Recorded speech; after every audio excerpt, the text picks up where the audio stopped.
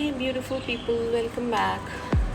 So today I want to make this video of how you can fulfill somebody's emotional needs. If you are a parent, what you need to do with your child, and if you are even a husband, what to do with your wife. So when there is a so you have set a boundary that post 10 p.m. your children should not be watching TV or doing any stuff, and they should be going to sleep. So that is a boundary that you have set. Based on that, your child is throwing a temper tantrum and they're angry.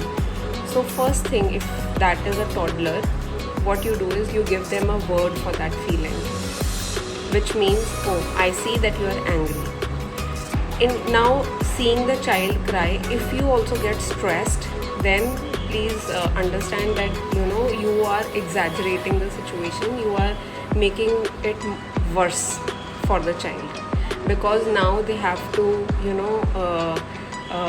like take that reaction from you also and experience what they're feeling inside of them also. So you remain anchored, you remain calm. Okay, even if they are throwing a temper tantrum, I'm not going to give in to their temper tantrums and lose my own temper.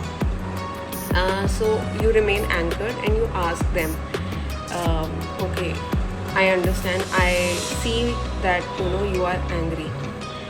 Now if that is not a toddler, the next step would be, tell me more about what is going through your head and heart because of the boundary that I have created.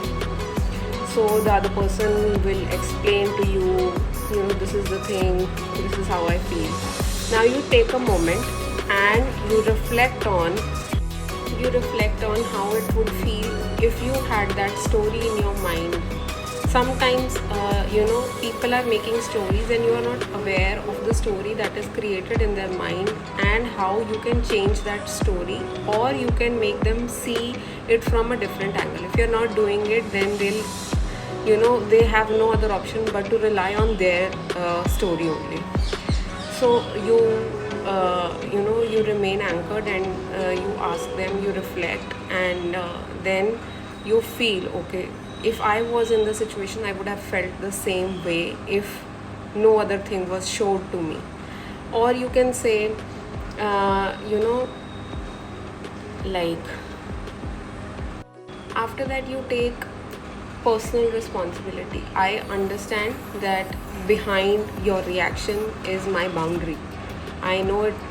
So I take full ownership of the fact that I am creating this boundary which may be uncomfortable for you. Okay, then you make them suggest something that works for them and works for you also.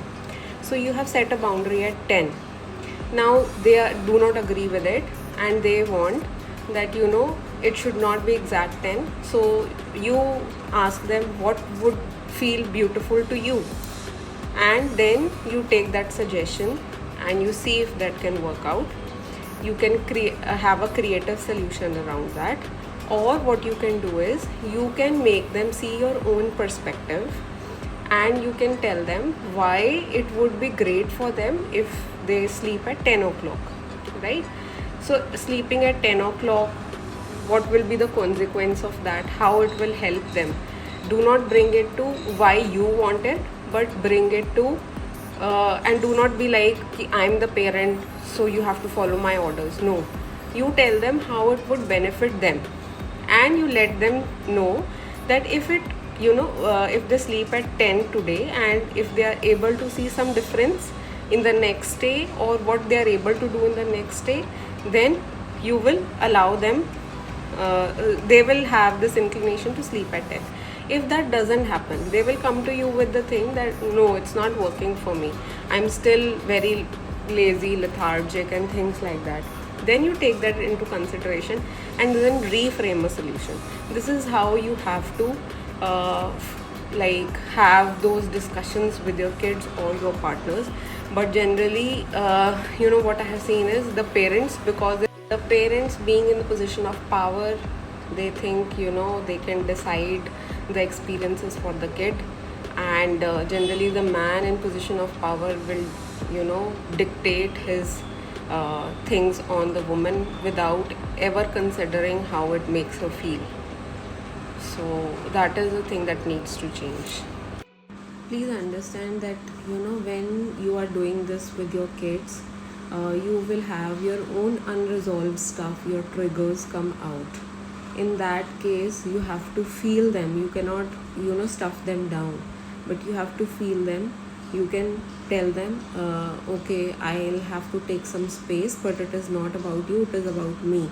And if you are with a wife, then if you need space, what you need to do is you have to reassure her, it is not about you, something is going on in my mind, I need to resolve it, and I'm going to come back to you at this particular point of time, at this day.